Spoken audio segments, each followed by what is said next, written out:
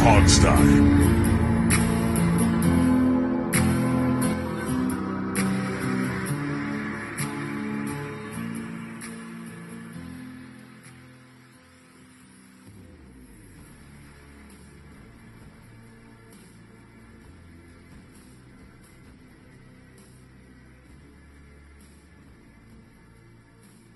Hey everybody, and welcome back to the Hogsty. It is me, Alex. I'm back. I'm sorry you had to suffer through just Steve and Dave last week, folks. It was a real pleasure not having to hear from you last week. Let me tell you, guys. I did miss you. But my wife threw a surprise party for me, so I had to show up for that.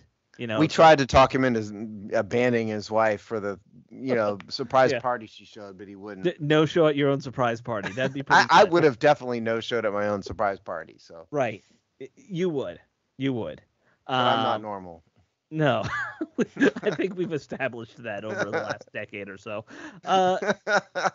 Guys, it's good to be back. We got some fun stuff to talk about. Washington actually got a win, which I don't remember what they felt like. It'd been a while. But they got a win, and we got to talk about this upcoming game versus one of our oldest rival, because it's the first team they ever played, the New York Giants. Yep. So we got to talk about that too. But first, Dave, how you doing? You're obviously very busy these days. Yes, so. I am getting ready for my daughter's wedding this week. And my congratulations mother-in-law on that too. Yes. Thank you. My mother-in-law flew in today to be part of it all, and the honey-do list keeps growing with my own things I got to get done, and right. So I was just. I think you ought to give your wife a honey-do list. Yeah. Say if she gives you one, it's like, okay, you need to have one yourself. Yeah, but there's only one problem with that, Steve. If I did that, she'd make me look bad, because she would not only get that honey-do list I give her done, but she would have it done quicker and more efficient than I could ever get hers done to me. That's success. So it would make me look bad. No, that's success. Then you hand her some of your items. It is a partnership, Dave. It is success. You are correct. That is true. So daughter's marriage, have you gotten your shotgun out and polished and ready for the wedding? Well, actually, I just picked up my suit today. Actually, got to fit it and everything. It's all good, ready to roll. All right. Congratulations on that, though, to your daughter. Thank you. And to you. You're just not even going to ask how I am. Huh? In fact, we have a big card game on Friday for the whole wedding party and everything that I'll be hosting. Oh, 17 players would be nice. Is this card game like a poker with a paid entry fee? No, absolutely not, because that's illegal. We're just getting together, having a good time. 17 players. 17 people playing Go Fish. That's pretty much. They're all playing War, the stupidest of card games. Those of you who are in the city of Philadelphia and who happen to be law enforcement. Right. His name is Dave Earl. Listen, I dealt with some Philadelphia law enforcement in my lifetime. $200 gets you out of everything. Yeah, I think they would probably sit down and play if you offered them a seat at the table. Got plenty of seats, plenty of chips. Come on over. And Steve, what's going on with you? How are you? Nothing. I just wanted to be asked. I wanted to be felt like I was included. Let me ask you this. Are the city of Houston Astros fans as annoying as ever right now? Yes. As an example, I was driving home tonight, knew I had to leave early to get home for the show, and I see this hoopty on the freeway. Mm-hmm. And hoopty, in every sense of the word, it's got a massive Houston Astros flag, right, taped to the window because it's missing a window. No, it's like connected, not Scotch tape, but like connected to the outside window. This tiny little all right, hoopty sedan, but the flag, not little flag, like 4 foot, a 3 by 5 or something like that. Yes, yeah. It's very large flag dimensions. Land. I may have given him a particular salute as I passed his car on the highway. Nice. Nice. And because of the flag, he can't catch you because, wind resistance. Well, yeah, exactly. Right. He couldn't catch me anyway in that piece of crap car the guy had. So I proudly have on display in my office my Houston Asterisks T-shirt that is hanging on the wall. Oh, okay. That's did awesome. You just hang it with tacks or did you frame it? No, I hung it. It's on. I've got this big filing cabinet in my office, and it's propped up on the filing cabinet with a LA Dodgers bat. Nice. I like that. That's great. Never underestimate Steve's ability to spite. Oh, it's my, if I have it's in your nature. one quality that I am best at, yeah, it's to be spiteful. It is. Yeah. It is. Yeah, so good to hear that, you're keeping up the fight, Steve. Oh, I had more. I was in New Orleans. Right. And for this 2.5 day work thing, and of course it's all, when you're in New Orleans, it's all about, you got to have our food. You got to eat, right. The Cajun food. And I wouldn't. You don't like spicy food, so you wouldn't. I don't like Cajun spicy food. Yeah. I eat healthy, and so it was, for me, it was a continuing battle of, okay, where can I not find the food you're offering me and get real food? Right. So I'm being a contrarian in that way too, and I was proud of that as well. Right. You went to New Orleans. Did you at least go to like a good jazz bar? You do love music. It was a work thing, so no. Okay, so you didn't. Yeah. Nah, that's too bad. No. Because that would be the one thing in New Orleans I know you would probably. I have done the jazz club in New Orleans, just not this trip. Yeah. They are fun. Even if you don't like jazz, like I'm not a big jazz guy, but. No, but it's like, it's a kind of a vibe for a little bit. And, Exactly. All right, well, why don't we move on to the game or last week's game. Washington gets a much needed win. And I would, some people said they escaped with a win. I think this was a solid game overall for Washington. I wouldn't say this was like ugly or sloppy. This was a consistent all around win for this team, which they haven't had, honestly. I thought this was the most complete game that they played. Yeah. This season. Now, yes, Atlanta did help them along for sure. Sure. But I do give Washington credit for it. Here's some numbers. Let's go run through these numbers real fast. Let's do that. Sam Howell, 14-23, 151 yards, 3 touchdowns, 5 sacks, quarterback rating of 119.7. Brian Robinson Jr., 10 for 31, 3.1 yards per carry. Chris Rodriguez, 4 for 23, 5.8 yards per carry. Antonio Gibson, 3 for 15. Leading receivers, Terry McLaurin, 6 for 81. Curtis Samuel, 4 for 42. Brian Robinson, 2 for 25. And on defense, Cody Barton had 15 total sacks or tackles, including 5 solo. Cameron Crowe, 11. Kendall Fuller, 9. Jamin Davis, 8. The sacks were Jamin Davis, 1. Casey Toohill, 2. And then the interceptions were Kendall Fuller, Jamin Davis, Benjamin St. Juste for 3. And here's the question. Did Tressway outpunt the entire offense? Yes or no? No. Dave? I want to say yes. Oh, well, they didn't put up a lot of yards. It might be a yes. I think it's a yes. It's pretty close to definitely being a yes. This is a bit of a trick question this week because Tress was six punts for 260 yards. Now, there was 72 rushing yards. Right. Howell had 151 gross passing yards and then only 121 net passing yards. Actually, right, that's not sacks, no. sure. Either way, that's not a trick at all. Either way, it's under. Yeah. Yeah. Either way, Tressway outpunted the entire offense. So yes. Right. Although, but that might be the first time they've ever done it in a victory that I can remember. Although I guess we don't count Jamison Crowder's big punt return yards. No, that's not offense. Yeah. That's special teams. That's fine. All right. Because that would also be the difference too. That one. Oh, real quick. The Falcons. What's unique about, let's see, Falcons, Desmond Ridder, 28 for 47, 307 yards, 2 touchdowns, 3 interceptions, quarterback rating 66.5. Drake London was 9 for 125 receptions. Monster. 12 targets. Yeah. And none of the rest of them were remarkable. So Bijan Robinson was 13 for 37, 2.8 yards per carry. That's stats. Yeah. They did a good job containing him. They did an okay job on the tight end. But I don't think going into this game I appreciated just how big and physical Atlanta's offensive specialists were. But they definitely have a type that they are building that offense around. Oh, But they're all enormous. yeah, yeah, they're all tight end bodies, right? Like that's their formula. Um, which they mentioned to no end in the game, by the way. Yeah, Got I a think the little. shortest player was Jonnu Smith at 6'3", Yeah, I or think so. yeah, I something believe so. like that. Johnny Smith. Yeah. Yeah. Hold Um. on. I'll look up how tall. Yeah, 6'3". Okay. You're right. So let's talk offense first here. So Sure. once again, Eric Bieniemy did not balance the offense. No. Even in a game when he should have, he didn't. I'm not wild about him, just generally.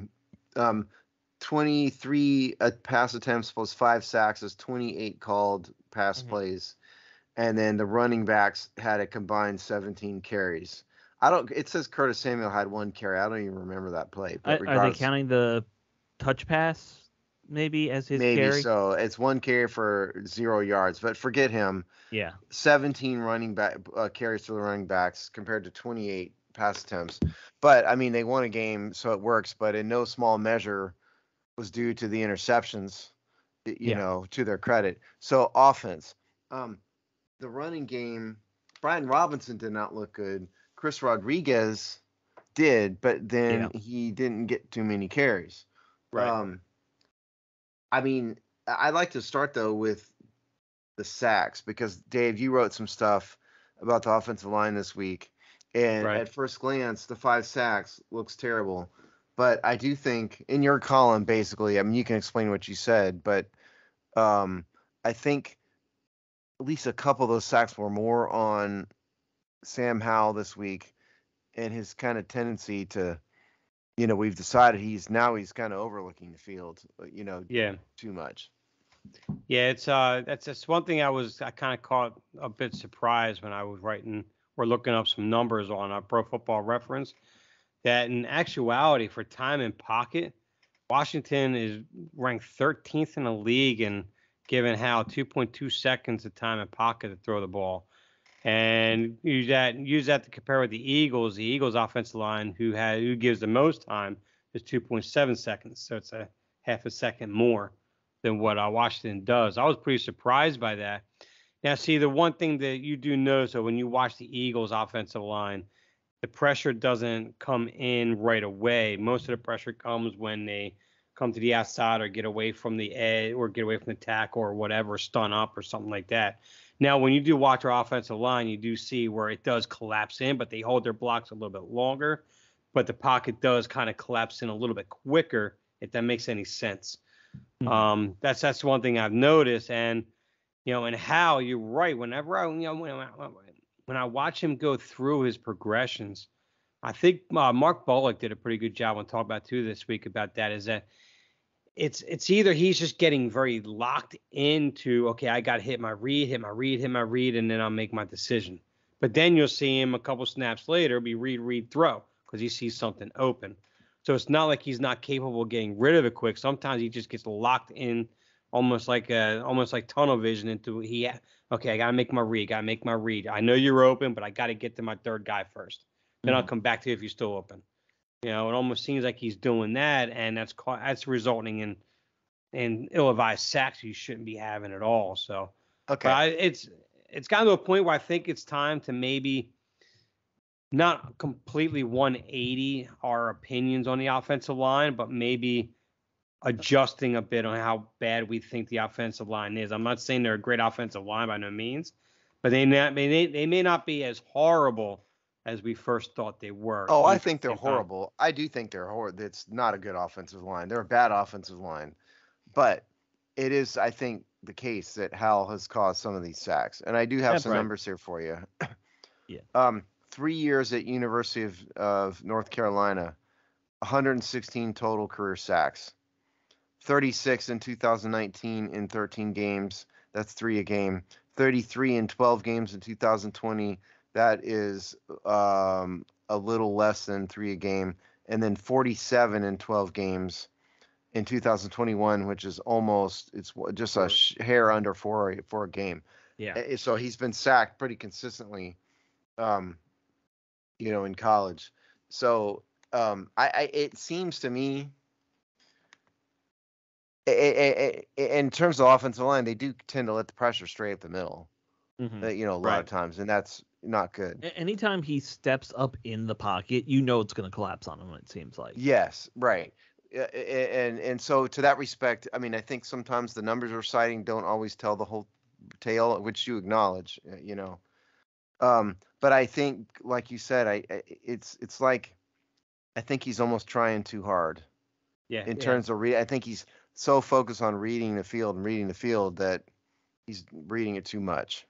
I think there's a lot playing into the sack thing. And look, we don't get to talk to him. I would love to ask him a couple different questions about like what is he looking for? Because to me, we hear a lot of like comps of Sam Howell to other past quarterbacks here. Because people are, that's just the nature of how people discuss these things. And you always hear people comparing to Kirk Cousins or, some of those guys. But he's not that kind of quarterback. He's not looking for checkdowns. And I think that's actually hurting him quite a bit, is that I think when he gets through his, fifth read or whatever it is, he's not just trying to check it down at that point. He's still trying to look at Terry or whoever the deepest target is to see if they can get open. Mm-hmm. And I think that's something like that might be hurting him. And I don't know.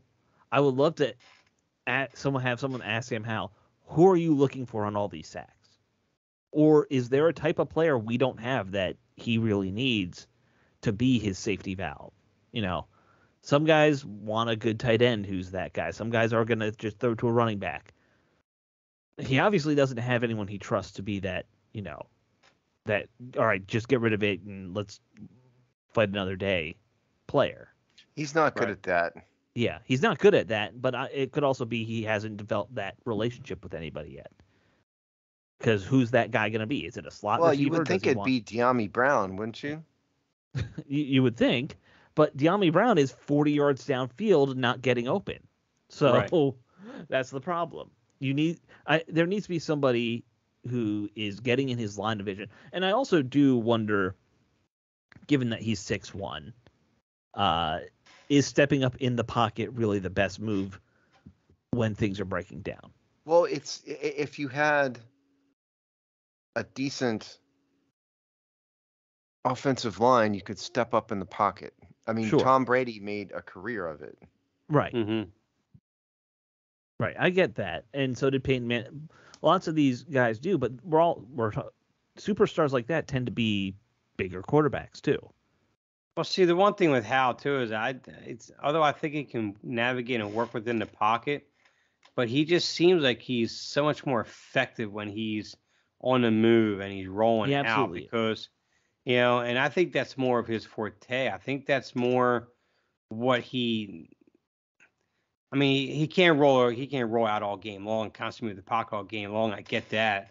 But I think a lot of and this is where the balance and the running game comes into play, because if they run the ball more, whether or not they're effective at running the ball, if they run it enough, the defense still has to respect the run to whatever limitations that they may or may not have. But with that, and they are acknowledging and respecting that, you get play action, you get the RPO, you get all these other aspects of the game, the passing game, that I think Hal actually excels the most in. Even though a lot of times you're taking away a third of the field when you do that, and I get all that. You can't really you can't devise a game plan doing that all game long, but I think he needs more of that. I think so too. And given that Bieniemy is kind of into the whole improvisational quarterback thing anyway, you would think he would embrace it. But who knows if they've had that discussion really. You mentioned the running game. One thing that I've noticed that they don't do and they need to do, especially with that, run the ball. Well, other than just run the ball, it's a situation. Sorry, continue. When have you noticed when they're in these crunch time situations and he does take a big sack, it does rattle Hal in those points. And if he takes a really bad looking sack, they just got to run the ball the next play. Eric Bieniemy gets way too pass happy after a bad play because he wants to make up the yardage too quickly. Right. And we're talking a young quarterback. don't put that on his shoulders necessarily. That would be my point. Also, Well, I mean, yeah. Run the ball. Yeah. Well, Eric. Clock I mean, look, management. I mean, By the way, fourth quarter, why are you throwing when you're trying to run Did out you the clock? throw at the end of the game? It's crazy. It's ridiculous. I was just gonna say that. Yep. Yeah. Eric Bieniemy, and Steve's gonna hate this, but a kid who's played Madden has better clock management knowledge than Eric Bieniemy right now. No, they because, don't. But continue. Yeah. Well. Okay, I have some other numbers for you. Okay. Okay, so I've been sitting here Googling while y'all were talking. Trevor Lawrence in college. Mm-hmm. 11 sacks, 17 sacks, 15 sacks in 3 seasons, 2018, 2019, 2020. That is 20, that's 30, that's 43. Right. In 3 years. And Hal had that in 1 year. Right. So he's been sacked a lot. So there's a history of it. And granted, Trevor Lawrence was number 1 overall pick and everything, but that's just an example. Right. So Trevor Lawrence it seems also like played at arguably the top college. Granted, at Clemson, it was one of the best lines and like that. But yeah. Granted, but that's how far removed Howell is from that level. Sure. I think we all understand. This has always been an issue with his game. Yes. There was another advanced stat that said Washington, the amount of time they give in every sack is the 3rd best in the league. So, it takes teams 3 something seconds to get to him to Sam Howell on average. Mm-hmm. And I think the Eagles had a longer period of time for Hurts, and there was one other team up there, but the stats clearly point to this is a problem Sam has, a problem he needs to be coached out of, either throw it away or whatever. But, it's probably, in all likelihood, it's going to take a while for him to get over this, right? There's no way he's getting over it overnight. So I'm a bit disappointed that we've gotten off of our 100 sack a year. Yeah, Steve, it's looking like we're maybe going to be in the 80s instead. I'm sorry. They've got to for 96.7. Yeah, that's what I thought. It was 96. I mean, they've got to do better. They can get if they just suck enough, they can get to 100. That's a milestone. I was sacked 100 times in a year. Think about that. I mean that would be impressive. I love it. There's so many fun stats. And look, I like Sam Howell, but we can make fun of him, right? Like you make fun of people you love. That's the way of the world. I did some math the other day and I threw it up on our Twitter. How many games will it take for Sam Howell to reach the all-time record at this pace? And he will beat Tom Brady's record in less than 100 games. And Tom Brady, think about this. Tom Brady was an absolute statue. Right. But his release was so quick, and he knew how to move in the pocket so well. He didn't get sacked a lot, even though he could barely move, but he knew how to move in the pocket. You ever notice how good he was at this? Sure, but Tom Brady also holds the record for the most sacks because he played forever. He played over 300 games. Yeah, I know. That's what I'm saying. I mean, he just didn't get sacked a ton. Well, he had 556 sacks in his career. Sam Howell will beat that 98 games from now at this pace. For sure, those doing math is 6 seasons. Yes. I mean, it's going to take a while. You got to play the long game, right, Steve?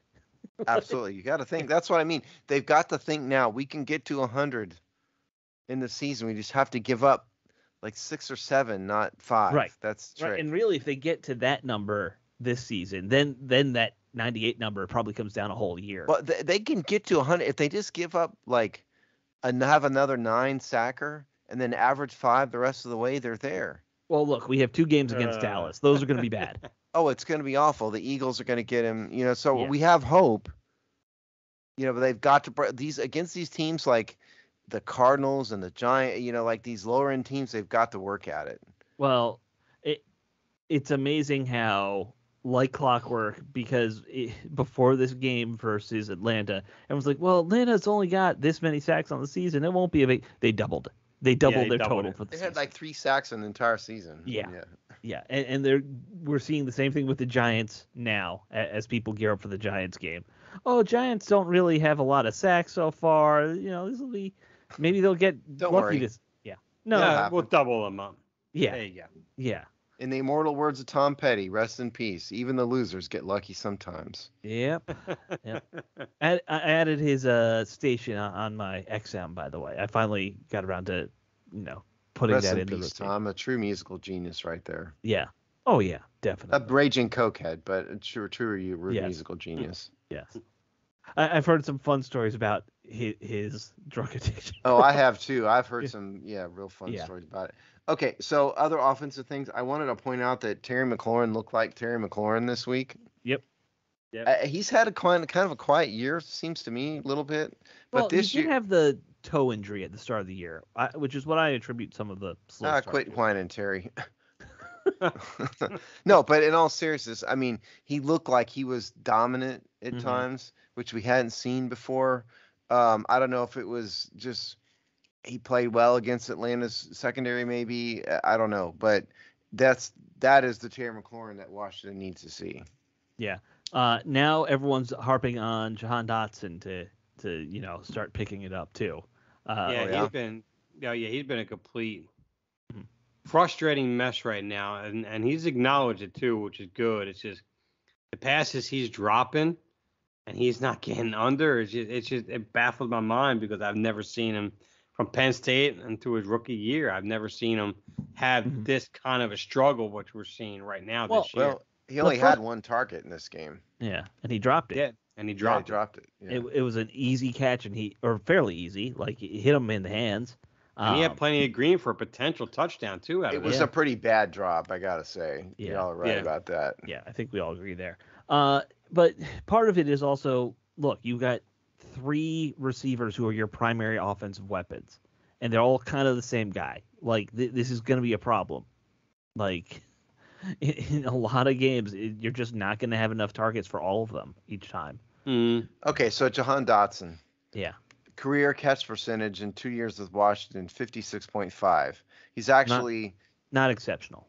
Last year, 61 targets, 57.4% catch percentage. He's a tiny bit under that, but it's also very early in the season. But the point is, he's kind of right there again. So he's not doing noticeably worse than last year. He's at about roughly the same pace.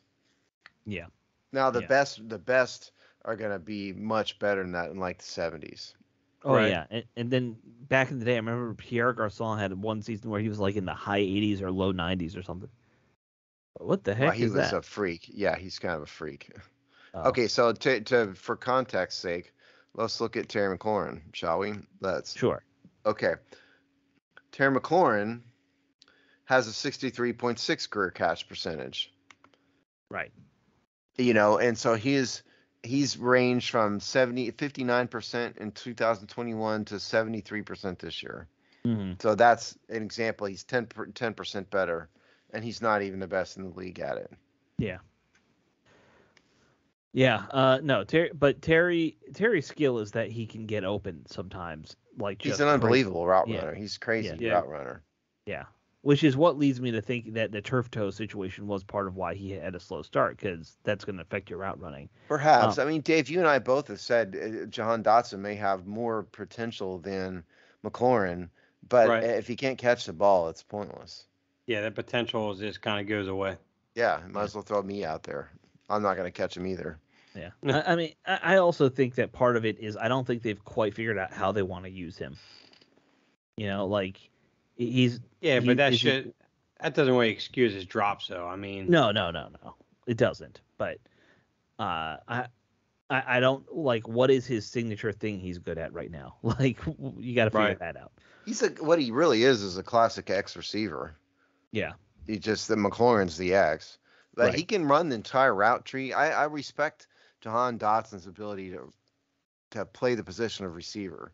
I just didn't really realize until now that his catch percentage was that low. I really didn't even realize. Yeah, I thought it was league average at least. Yeah, right. Me too. But I just wonder if he's having trouble with this offensive scheme in it, because it's a version of West Coast, and the West Coast system is a complicated system for receivers to learn. So I don't know if maybe he's having some struggles with that even too. That's kind of taking his focus away from actually catching the ball. Possible, but like the one else. this week was a really blatant, Oh, terrible it was drop. terrible, Yeah. absolutely.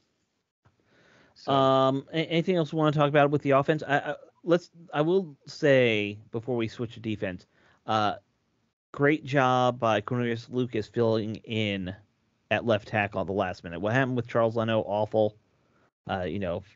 Feel terrible for his family. Okay, I'm sorry, but what happened with Charles Leno? His wife had a miscarriage. Oh, that's just terrible. Hopefully nobody's giving him a hard time, but hopefully people are staying classy. I've not seen anyone give him a hard time. Yeah. Well, there were a couple that one I linked in the comment in my article. That's right. That's right. Yeah. It was in your column. That's right. It's been a long day.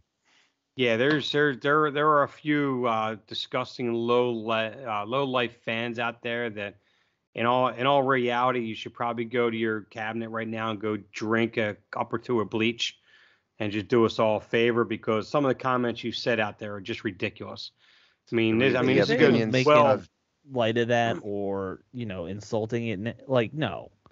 He has to be there for his wife at that moment. Absolutely, yes. And for the record, we don't literally mean that you should literally go drink bleach. No. Please don't do that. I know it's all figurative, of course. I don't want to have an Ozzy Osbourne suicide solution lawsuit here going on. No. For those of you who are old enough to know the reference. Yes. I forgot. Yeah, it was in your comment. Yeah, listen, get over yourselves. It's just awful. That's a real life thing. There's more important things than a job, and that's at the top of the list. So to those of you who acted ugly to him, shame on you. Yeah. Right. Which, let's be honest, though, Dave, not a lot of people. There might have been a few. No, absolutely no. The majority of the fans were very supportive, throwing out their love for him and everything like that. Yeah. It's just you get those few bad apples, but. Well, it's people have taken the liberty in social media to learn to be as horrible as possible, and So. This is in no small part why I quit social media. No, I know. I think we all understood why the second you said you decided to do it. Yeah, I do not need this in my life. No. All right, so let's talk about the defense, because the defense, some interesting things to talk about here. One, turnovers were great. That was a nice change to see them actually get a turnover or three. They still kind of got lit up quite a bit. They put Emmanuel Forbes on the bench to try and fix the secondary issues, and it didn't really help all that much. Helped a little bit. I mean, they didn't give up They gave up 300 passing yards. Yes, but that's not that unusual. Yeah. 300 passing yards is in today's game. Drake London with 125 yards. Drake London is got newsflash, elite talent. Yeah. Yeah.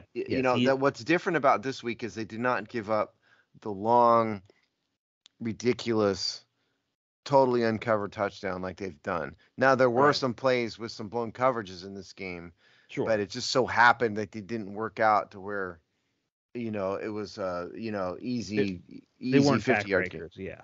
Yeah. I mean, the long in this entire game was 32 yards to Drake London. So I do think they were much better. The blown coverages were still there, but they weren't nearly as prevalent as they have been in the past. Right. Yeah. And maybe that is the fact that Emmanuel Forbes is on the bench. It might be that. It might be that they are also playing the Falcons. Probably one of the worst quarterbacks in the league. You can't forget that. It was the Falcons, not, the Super Bowl champion Eagles. Yeah. And then the other thing that I would also mention is that you played a lot more zone. They've gone away from this stupid man defense they were obsessively doing the first couple of weeks back to being a zone defense, which they're better at. They just have always been better at it as a zone defense. Well, as someone who played defensive back at a very, very low level, and I don't pretend to be anything other than that, but a zone defense is what you play when your players aren't as good. The football equivalent is like Darrell Green and Deion Sanders. Right. What'd you do? You play him man on one field, you take off one half the field. If you Yeah. have Kendall Fuller and Emmanuel Forbes, you don't play cover zero. Right. No. You play zone. And so some of that is protecting against your lack of talent, Sure. which they have in this case. Sure. But, we keep seeing this throughout the history of this team that defensive coaches seem to hate to be zone teams. We saw that way back when we had Josh Norman, who was a cover 3 zone corner. That's what he was good at. And they refused to play cover 3 zone when he was out there the whole time. There's this weird history of this team. They don't want these coaches come in. They suddenly don't want to do what they're good at. Right. Hey, they did it to Albert Hainsworth. There's a Yep. whole list of Oh, Redskins, yeah. former Redskins. They've done this too. Yeah. Especially on defense, honestly. Yeah. Oh, absolutely. Yeah. So I think it was a step up. The question I would have for you guys is, was it because Emmanuel Forbes wasn't there? Well, I wonder why they finally switched to zone when Forbes gets put on the bench. I mean, because Forbes primarily played zone in college anyway. Whole thing about him coming out was the fact that he was a guy who played zone who also has the ability to play man. But so you wait till you bench him, then you go to zone to do that. That part right there kind of baffled me a little bit right there. But that's just Jack Del Rio. Well, and one of the things we wanted to talk about tonight a little bit anyway was how badly this team is mismanaging their rookies this year. Yeah. And look, I get that you're trying to win a game, and that's your focus, blah, blah, blah, blah, blah. Most of the rookies haven't seen the field at all. I think this week was the first week that we saw 2 more rookies other than Forbes get any real snaps. Because Rodriguez got, 4 runs, and Quan Martin got, I think we said 7 snaps is what the snap count was? 7 snaps, yeah. 7. Yeah, that's ridiculous. That's not you need to develop these guys, and they need to play to develop a little bit. Well, let's review, shall we? Yeah. So they need to be any good to do that, though. Well, yeah. I mean, Emmanuel Forbes, first-round pick, right, has sucked. Not to say he's a permanent bust, whatever. He's got time, but he sucks. Let's also be honest, Steve. They decided to make him a day 1 starter instead of maybe bringing him in as the 3rd corner to be. And am I wrong in thinking that Christian Gonzalez got drafted immediately after him? Yes, he did. Yes, he did. Christian Gonzalez has been doing wonderful until he got hurt. Yeah. Until he got hurt in New England. Yeah. Jartavius Martin, 2nd round corner, hasn't barely played. Finally played. It's been a total 0. Right. Ricky Stromberg. If they I don't have think to draft, played at all. No, nor was he going to. It's a really stupid 3rd round pick. They needed a tackle or a guard, not a center, or stupid. Right. 4th round pick, Braden Daniels, never seen word one of him. KJ Henry, 0. Yeah. Who else? Chris Rodriguez finally got 4 carries. He's the pick of the litter so far. And Andre Jones, total 0. So they've got literally absolutely nothing other than a handful of carries from Chris Rodriguez on the draft picks. Yeah. 0. Yeah. It's been utterly mismanaged. And look, I like I said, I understand there's like a whole we got to win thing. You got to find ways to get guys snaps. I'm sorry. And it's probably hardest with the linemen, the offensive linemen, because you don't typically swap out linemen unless someone's hurt. But it's like they're treating it like they're, running a college program and they're just redshirting these guys. I don't get it. Right. So. Well, let's think about, just for context's sake, the 2022 class. Yeah. Jahan Dotson, regardless of his drop problem, that's a win, right? Yeah. Ladarian Mathis has been a total 0. Should never have drafted him. Terrible pick, F. Brian Robinson has been great story. The leader on this team, but not great. But he's at least an average NFL player. I guess, but he's not averaging 4 yards a carry, so, right. Percy Butler has played a little bit here and there. Mm-hmm. Yeah. Sam Howell, we don't need to cover him. Cole Turner has talent, has played. That's probably the best value out of all of them in 2020. Chris Paul has some talent. not a starter. Christian Holmes, so Yeah. of all in 2 years, they've really had three guys that are playing. Yeah. Well, and you're counting Sam in that one. Of course. I mean, obviously, yeah. So Yeah. Dotson, Robinson, Howell, those guys are playing and contributing at a level commensurate with their draft status. Other than that, nobody in 2 years. Yeah. Yeah. And then you look at Seattle, you look at the Eagles, you look at these other teams where they're having 5th-round picks that are making a impact on their respective teams. I mean, I think it's Seattle. I think their first round was it they drafted first round corner, and then he came back with either a lineman or a linebacker, and they're both making impacts throughout this year. I mean, and then us, it's just like, I mean, what's going on? But that's the story with Ron Rivera's draft classes so far. It's just, yep, yeah, and I would argue, all 4 of his first round picks overall have been a disappointment up to this point. Well, let's see, who are they? So Chase Young, disappointment. Davis, Dotson, Forbes right now. Yeah, all of them disappointing. Yeah. As compared to the hype. Right.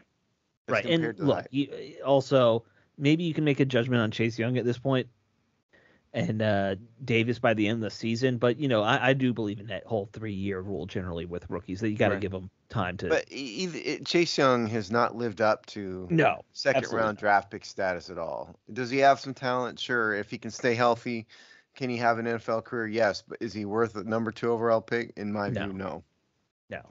No, he is not that level of defensive end. And Jamin Davis, I mean, he's gotten better. I think he is better this year. Yeah, he's at least a decent starting lineman. But he's not what they wanted him to. They drafted him for was to be the play calling middle linebacker, and that was obvious from moment one that he was never going to be that. I don't know why they thought he would. Yeah, because he was outstanding. He was an outstanding military brat. Well, that, and I think Ron Rivera gets too obsessed with athletic numbers. He was off the charts. I think he had the highest athletic profile coming in that draft too, as well. Think about the number of players who've had that and busted. I know. Oh yeah, I know. Yeah. I mean, look, I think you do need to be a freak athlete no matter what, but the cerebral side is always going to take over. Yep. You have to have that mental aspect down to survive long term in the NFL, right? Right. Right. Yeah. So going back to this game, some other positives. I liked that they are kind of going back to their 5-2 look, which Ron Rivera basically said in one of his press conferences this week. Look, we're really just running a 3-4, but using defensive ends as outside linebackers, which is what the 5-2 is. Because they don't have real linebackers. Right. But philosophically, that is what a 5-2 is. It's a fatter version of a 3-4. Kind of, so, yeah. Makes some sense. Yeah. So what do we think about the defense this week? Like I said, I thought the secondary was better. Not great, but better. The defensive line did a great job against Bijan Robinson. Of course, I'll say that was the second game in a row that Bijan Robinson didn't do well. Yeah. By the way, he didn't do well against the Texans either in terms of raw numbers. So maybe he's not what they think he is. I don't know. But I applaud them for playing a full 4 quarters of NFL football and getting a solid victory. That having been said, I don't want to be Debbie Downer here, but Atlanta really helped them out. There were horrible coaching decisions by Atlanta. They went for it on 4th down when they shouldn't. They had multiple cases, multiple penalties of delay a game, and it's several that almost should have been. They had a delay a game after a timeout. How is that even possible? So Atlanta did a lot of things to help Washington out. That having been said, they made the mistakes. Washington did not. Washington took advantage of it. So congratulations. But this was the kind of game that if it had been not Atlanta, that this might have gone another way. Oh, absolutely. Absolutely. And in terms of coaching decisions, one thing I'll point out that I don't think got enough credit, Ron Rivera calling timeouts on 4th downs, both on offense and on defense. And both times the next play went in Washington's favor. Right. That is a very little thing, But if you call a timeout on 4th and 2 and the other team still gets it, you just blew something. That's a big condemnation of your own coaching. But they stopped them, and then they called a timeout, and they called that nice little Sam Howell run up the middle on the fake. It was a fake handoff, and then he ran it himself, which was a good little play for 5 yards when you needed one. Yeah, right. So I want to give them credit for 2 wisely spent coaching timeouts. Well, the one thing that I liked that I saw was Jack Del Rio wasn't leaning on just a 4-man rush and occasionally bringing the linebacker. He was bringing a 6th guy, and it was either the safety or corner coming in off the odd side. It was like I haven't really seen him do that at any kind of real true level since he was a defensive coordinator here, and and all that attributed to those interceptions and turnovers that we had because now you're applying that extra pressure. One, wasn't even on film even for a team to prepare for that. And 2, you're doing it with a young quarterback who is not even an average quarterback, and you're right on him real quick with that, force him into mistakes. So that was one thing I liked. I like from Jack Del Rio at this game. Finally. Yeah. All right, let's do game balls real quick, and we'll. But before that, I also want to point out, maybe this kind of blends into game balls. Tell you what, I'll just make it a game ball thing. Defensive game ball, Casey Toohill, which is what I was about to mention. From me, 2 sacks, career game. Looked every bit like a guy who could replace Chase Young on a prorated value basis, maybe. Well, I mean, Casey Toohill is the classic kind of depth guy you have that 2-3 games a year he will give you that. I don't mean he can literally, but what I mean is great value. That's what I'm saying. Yeah. Well, see, the one thing I like about guys like Toohill is that you get him, rotate him with somebody else. You're allowed to either have Montez Sweat or Chase Young being that opposing side where you move them all along the defense that way. And, you have that one top rusher, you move all over the place. But when you had 2 edge guys that supposed to both be elite guys, and you're leaving them right, it's just, I just think it works better that way, in my opinion. Yeah, I don't know if either one of them are elite guys, but yeah. Well, you know what I mean, though, as in getting lesser guys on the one side. You can take your better rusher and move them all over the place. So, also, when you have 3 guys maybe rotating on that other side more, they're staying fresher, which helps. That does too. And my offensive game ball would be Terry McLaurin for a solid game, Terry-like game. Sure. Dave, do you want to go? I will give a defensive game ball I'll give it this Benjamin St. Juste game, his first interception as a defensive back. I thought he had a really good game, and he played a lot of the game against I believe, actually, no, he wasn't a lot against London, actually. I saw him a lot going against Pitts because Pitts wasn't in a traditional tight end position. He flanked that quite a bit. So I mean, I thought he handled himself pretty well against Pitts on a lot of situations. London just beat everyone on our secondary anyway, so that's just whatever. Yeah. But offensive side, I'm going to go with Cornelius Lucas. I think what he did in that game, I mean, he had an exceptional game. PFF, one of Steve's favorite grading systems out there, ranked him the best left tackle of the weekend. You had a better argument if you had not mentioned PFF. Well, he gave up 0 pressures. He gave 0 pressures. But I had to throw in PFF because I know how much you love PFF. Every week, this guy cites PFF in these columns, and every week I'm going, I gotta cut this out. No, I can't because it's Dave's making his argument, but it just pains me not to cut it out. Look, hold on, I haven't cited them in a while, actually. It seems like it's every 5 minutes, man. I hate it so much. It's such a fraud. Oh, God. By the way, I'm definitely in camp. Put Cornelius Lucas at right tackle, and let's get the Wiley experiment over with as fast as possible. Just put it out of its misery. Just shoot it and be done. Yeah. So, I'm happy to get it. Yeah. Yeah. All right, so I will go, just to be different, I'm going to go Jamin Davis on defense. He also got a game-sealing pick there. Overall, they did a good job containing the run, and he's usually a pretty big part of that. So I'm going to give him some points. And then on offense, I want to go Terry McLaurin too. I think I'm Go gonna do Terry it. McLaurin. Yeah, I think I'm gonna do it. Terry had a very, very good day. I wish he'd gotten a touchdown, but that's all right.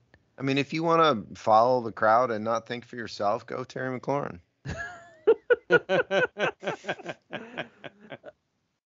I don't know who else would I even want to go with. Sam You're Howell so easy had to peer three pressure, three Alex. touchdowns, but it wasn't a lot of yards. It was kind of a quiet day for the offense overall. So Just follow my lead and just. oh wait, no, I'll go Jamison Crowder because he was the special teams player of the week. It worked.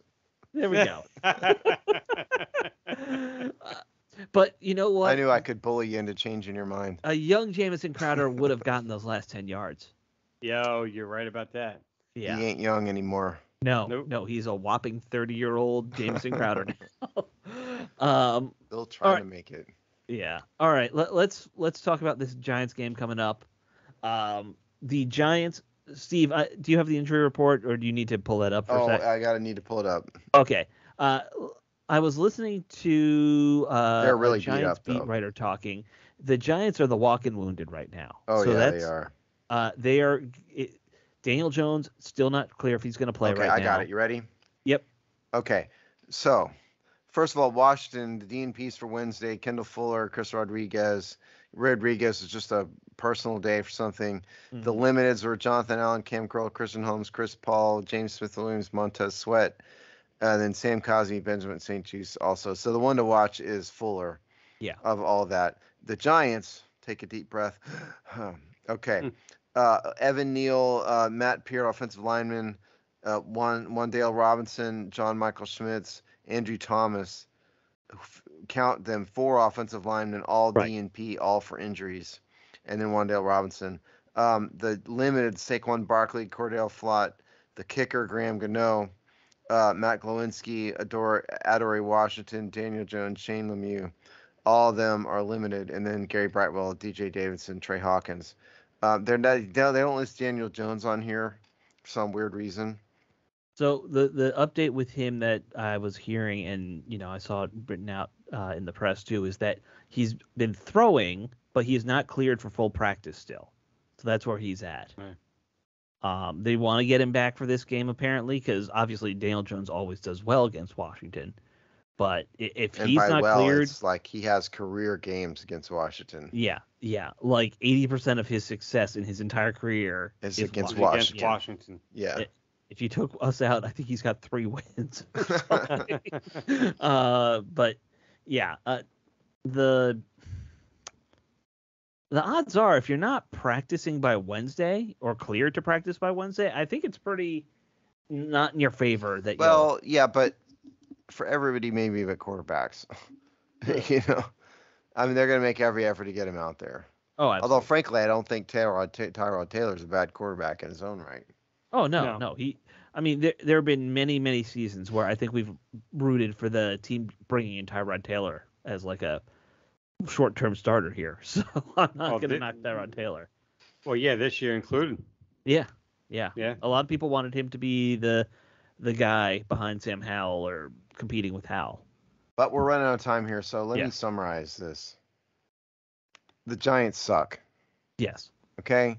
They don't run the ball very well. They don't pass the ball very well. They don't defend the run very well, and they don't score a lot of points. They don't score a lot of points, and they don't defend the pass very well. The Giants suck. But that having been said, so this is a team, Washington has had its ups and downs and inconsistencies, but objectively, looking at it on paper, Washington should win this game. Mm-hmm. But that having been said, we all know how NFC East games go and how Giants games have gone in particular recently. Yes.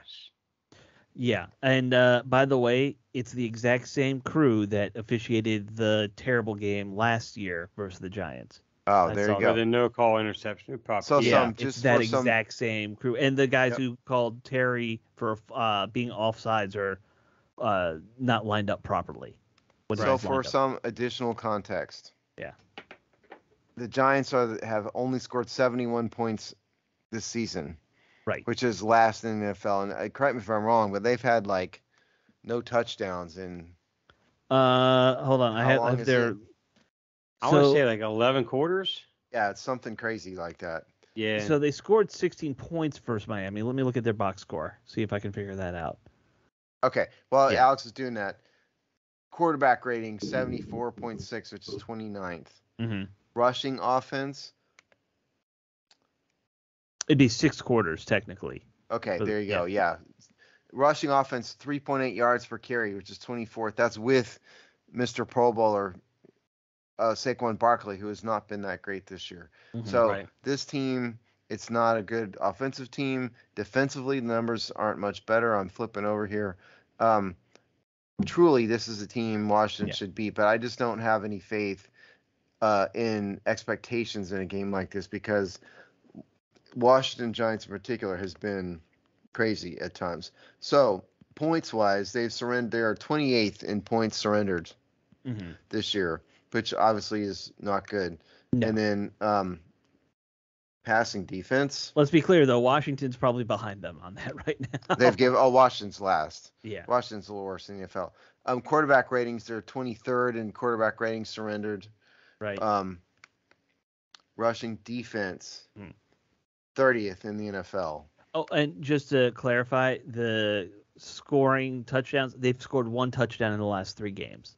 Yeah, that was the stat I was trying to come up with. Yeah. Yeah, because they had 4 games. Because they had 3 points versus Buffalo, 3 field goals versus Buffalo, 3 points versus Seattle, 12 versus San Francisco, which were all field goals. So. And by the way, somehow Washington isn't last. They're tied for 30th. How? Ooh, what? The Carolina Panthers and the Denver I forgot Broncos. the Panthers are absolutely a dumpster fire. The Broncos are worse. They've given up 200 points already. Well, they had that one. They gave up all those in one game. They gave them all the points up. That's right. That was such a fun. So cartoon. given all this, what do I think Washington needs to do? Here's my keys to the game. 1, play another solid and complete game. No mistake, few mistakes. Act like you've been there for 4 quarters, not 2 quarters or 1 quarter. That's 1. Poor run defense. Establish the run. The Giants are terrible against the run. Get the run game going. And then that last thing, force the Giants to beat you in the air.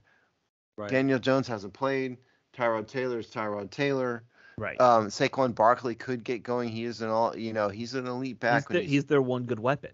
Yeah. So that's what I would do. Focus on playing a solid game, exploit their run defense, establish the run, and force Tyrod / Daniel to beat you with his arm.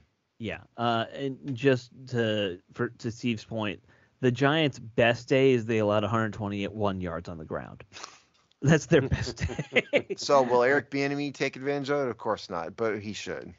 No, I don't think Eric Bieniemy doesn't know to look at stats yet. Apparently, Eric Bieniemy doesn't know to look at a running back for more than anything other than like a change of pace. Yes, he doesn't trust math yet. So no, he's still learning how to be an OC, and like that comes later to use analytics. But yeah, I completely agree with your assessment of what they should do. Now, counter to that, if I were the Giants, I would be doing everything I could to get Daniel Jones out there. Why? Because Washington cannot stop mobile quarterbacks to save their life. If they get Daniel Jones out there, they'll put up 28 points on us easily. Because Washington, for as much as they've spent on these, the first round picks on this line, they're not fast edge rushers, neither of these guys, so you can get around them. So it's also not necessarily edge rushers is what Roy stops it's from mobile quarterbacks.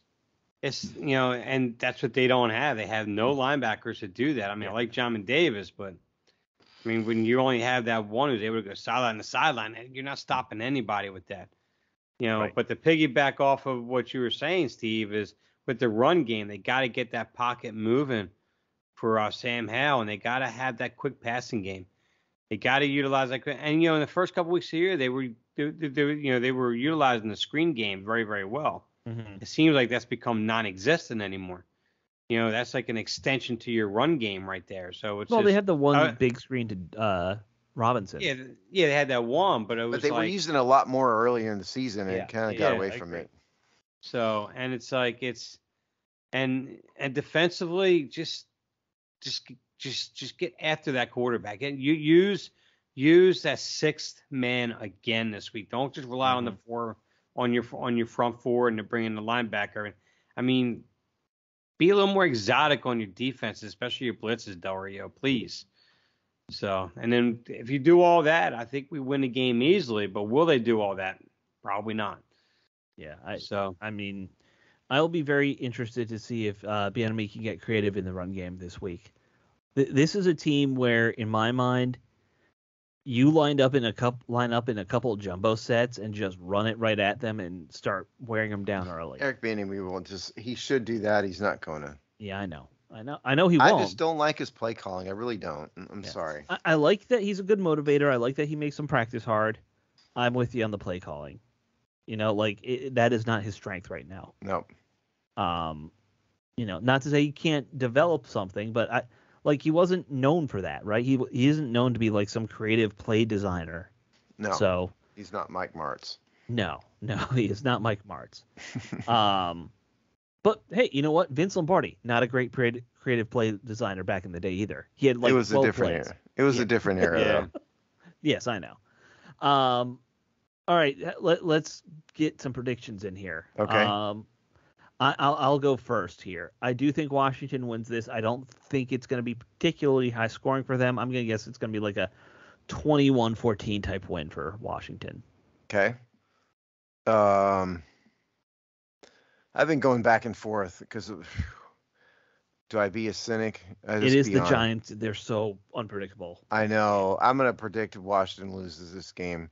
Because something's going to go horribly wrong. They played well last week. The hallmark of all Ron Rivera teams in Washington are inconsistencies. Yep. Washington's been absolutely atrocious against the Giants. So this seems like I'm truly not trying to be negative, but I just think it's kind of going to end up being a get well game for the Giants a little bit. And so I think it'll be something like 27-20 Giants. Okay. Well, I think this week Sam Howell rebounds, Eric Bieniemy figures it out, and then I can't. I gotta be serious. I'm very nervous about the game. The game, I just keep thinking of the past Giants games that we've had. I mean, even some really bad Giants teams that we face, and this team just they kick lays an egg. Yeah, I think we should win. We should absolutely win. I think we're more than capable of winning the game. But I'm actually leaning a little toward your way, Steve. I'm actually thinking more of a 20-19, 20-18, real super close game again.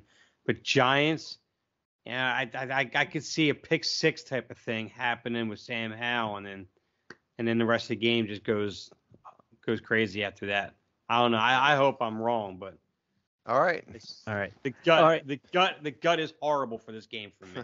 I want to throw one more wild card question in, and this is just for Steve. Okay. How many sacks will Sam Howell take this week? I'm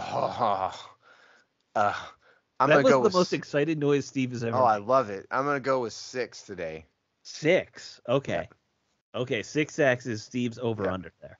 For those of you who want to bet on Sam sacks. All right. One last story we want to talk to before we get out.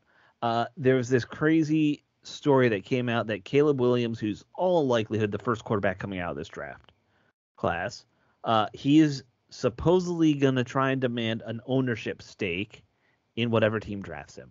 Okay, so Steve was looking through this is freaking stupid. Charters and all that. I was so it's not. There's nothing that addresses in the CBA. Right. It is somewhere in the NFL's governing documents. I just didn't have time to look it up. This is not a thing. Okay. Right. Number one, no owner would ever do this ever. Period. Dot. The end. Number two, somewhere in here, there's prohibitions against all kinds of things like this in the NFL governing documents. You know, teams can't sign players to like these off the books marketing contracts and give them this and that. This is not a thing that's going to happen. Caleb Williams has absolutely lost his mind. This is a total zero. Right. I mean, I think that was my first response when Dave mentioned it on Twitter. I said, there's 32 owners that would say, or 31 owners that would never let this happen. Because the Packers don't technically have an owner, but, you know, they do have that might be his Caleb Williams' best option. Maybe the Packers will print him a certificate and mail it to him for cost of $200. Caleb Williams should go demand to go to Green Bay and try and buy as much of that fake Packers stock so he could. It's the worst scam in America. Never buy, even if you're a Packer fan out there. Right. That is a scam. Do not do that. Right. That is not worth anything. When you have stock that you both cannot collect dividends and cannot trade, that is not a stock. Right. Just for the record. It's just a certificate. They are literally printing money, like in a literal sense, printing money. They invented crypto. That's what people don't understand. Only you can't trade it though. You can just frame it on your wall. I own the Packers. Well, yeah, there you go. But it's the silliest thing. Look, I get that these guys want more coming out of college because now you have the slotted draft values and stuff like that, and it's nothing compared to what guys used to get. We had quarterbacks coming out like Bradford got $88 million in his rookie deal or something ridiculous, and he was just a huge bust. Not that good. Yeah. I actually think this may be an IJB topic, by the way. I kind of like it, but yeah. I actually think it makes Caleb Williams look pretty bad, and if I were a GM, I'd hold this against him. Think, is this guy gonna be a pain in the butt? Sure, that's my first same thought. Yeah. The last thing you want is a head case at quarterback. Cleveland. I mean, doesn't he have to be in Cleveland, really? Yeah. So that has to be his destination. Yeah. That would be all too perfect. I mean, in all likelihood, he's going to Chicago because they have the number 1 and 2 pick right now. So, I mean, it depends on how Justin Fields does, though. Steve, if they end up with the top 1 and 2 draft picks, they're trading Justin Fields. Yeah, he could be. He could be in Washington next year. I hope not. All right, that should wrap us up for topics on the week, though. That's just such a funny, stupid story to end with. All right, guys, we will talk to you after the game. Go out there, eat a bunch of pizza, and watch some football. Or eat plain chicken. Or eat plain chicken and salads, if you're Steve. All right, later, guys. All right, take it easy.